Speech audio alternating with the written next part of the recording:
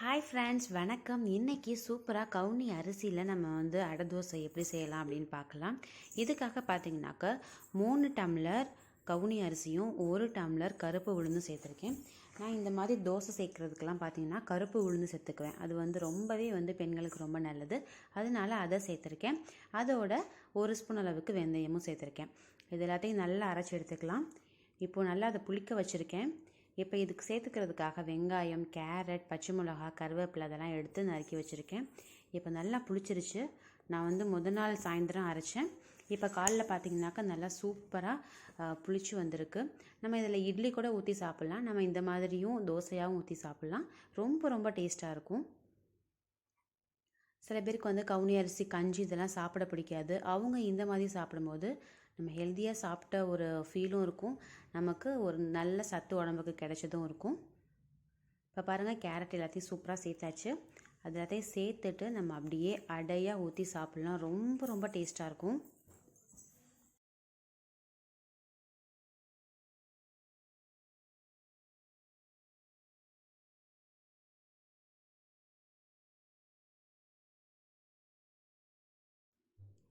இப்போ நல்லா கல் காஞ்சிருச்சு. இப்போ அப்படியே தோசையை அப்படியே ஊற்றிக்கலாம். ரொம்ப மாவு தண்ணியாக இருக்க தேவையில்லை. இந்த அளவுக்கு இருந்தால் போதும். இது அப்படியே நல்லா எண்ணெய் ஊற்றி சிம்லேயே வச்சு நல்லா மொறு மொறுன்னு எடுத்து சாப்பிட்லாம். ரொம்ப ரொம்ப டேஸ்ட்டாக இருக்கும்.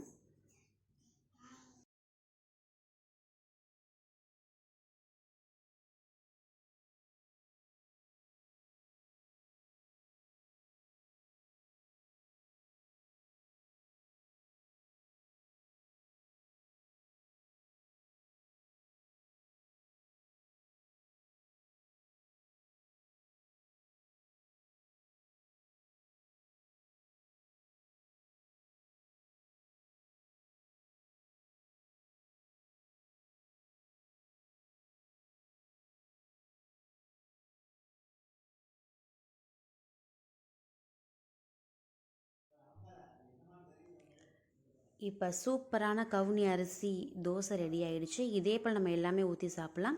உங்களுக்கு இப்படி பிடிக்கல அப்படின்னாக்கா நீங்கள் இதில் பன்னீர் போட்டு கூட சாப்பிட்லாம். அது ரொம்ப ரொம்ப டேஸ்ட்டாக இருக்கும். குழந்தைங்களுக்கெல்லாம் கொடுக்கும்போது நம்ம பன்னீரை நல்லா துருவிட்டு நம்ம இது மாதிரி சேர்த்து கொடுக்கலாம். இப்போ பாருங்கள், நான் உங்களுக்கு செஞ்சு காமிக்கிறேன்.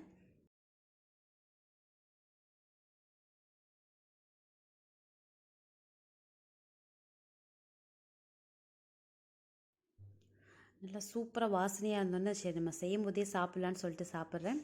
நல்லா அதுக்கு காரமாக தக்காளி சட்னி, தேங்காய் சட்னி வச்சு சாப்பிட்டா ரொம்ப ரொம்ப சூப்பராக இருக்கும். நானும் இதை சாப்பிட்டு எப்படி இருக்குது அப்படிங்கிறத சொல்கிறேன்.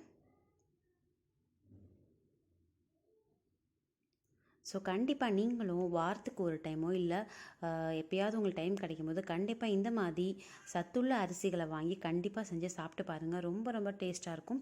என் பாப்பாவும் பார்த்திங்கனாக்கா நான் சாப்பிட்றத பார்த்தோன்னா அவளும் சாப்பிட்டா. இது பார்த்திங்கனாக்கா நம்ம இந்த பீஸா தோசை இந்த மாதிரி தோசைலாம் வாங்கி சாப்பிட்றோம்ல நம்ம கடையில் போயிட்டு, அந்த மாதிரி ஒரு டேஸ்ட் கண்டிப்பாக கிடைச்சது. ரொம்ப ரொம்ப டிஃப்ரெண்ட்டாக ஒரு டேஸ்ட் இருந்தது. என் பாப்பா சாப்பிட்டு பார்த்துட்டு நல்லா இருக்கு, எனக்கு இன்னும் வேணும்னு சொல்லிட்டு அவளும் சாப்பிட்டா. ஸோ நம்ம குழந்தைங்களுக்கு நம்ம ஒரு ஹெல்த்தியாக கொடுக்குறதுல நமக்கு ரொம்ப ஒரு சந்தோஷம் கிடைக்கும்ல கண்டிப்பாக. இப்போ அவளுக்காக நான் பார்த்திங்கனாக்கா பன்னீர் எடுத்து நல்லா துருவி வச்சுருக்கேன். இந்த மாதிரி ஒரு ஸ்லைஸில் நல்லா துருவி வச்சுருக்கேன். வச்சுட்டு இதை அப்படியே நான் அந்த தோசையாக ஊற்றி அது மேலே அப்படியே போட்டுக்க போகிறேன். உங்கள்கிட்ட சீஸ் இருக்குன்னா நீங்கள் அதை கூட சேர்த்து செய்யலாம். நான் இன்றைக்கி பன்னீர் போட்டு தான் செய்ய போகிறேன். பாருங்கள், இந்த மாதிரி தோசையை நல்லா ஊற்றிட்டு அதுக்கு மேலே நம்ம பன்னீர் எல்லாத்தையும் துருவின பன்னீரை அப்படியே போட்டு நல்லா நெய் விட்டு நம்ம அப்படியே வேக வச்சு எடுத்தோம்னாக்கா சூப்பரான ஒரு பன்னீர் கவுனி தோசை ரெடி ஆயிரும்.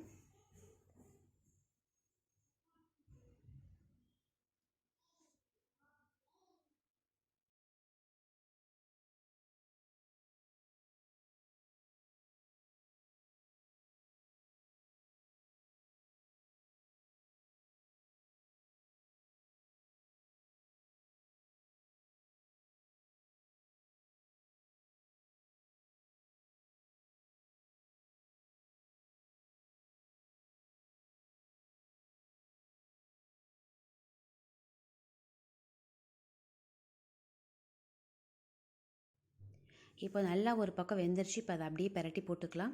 பெரட்டி போட்டு ஒரு ஒரு நிமிஷம் இருந்தால் போதும். நம்ம இது எல்லாமே செய்யும்போது சிம்லேயே வச்சு செஞ்சோம்னாக்கா ரொம்ப டேஸ்ட் கிடைக்கும். ஸோ அவ்வளோதான், சூப்பரான பன்னீர் தோசையும் ரெடி ஆகிடுச்சு. ஸோ நீங்களும் இது மாதிரி செஞ்சு பாருங்கள். செஞ்சு பார்த்துட்டு எப்படி இருக்குது அப்படிங்கிறத மறக்காமல் சொல்லுங்கள். அப்படியே என்னோடய சேனலையும் சப்ஸ்கிரைப் பண்ணிக்கோங்க. அடுத்து ஒரு சூப்பரான ஹெல்த்தியான ஒரு ரெசிபியோடு சந்திக்கிறேன். அது வரைக்கும் தேங்க்யூ ஸோ மச் ஃபார் வாட்சிங்.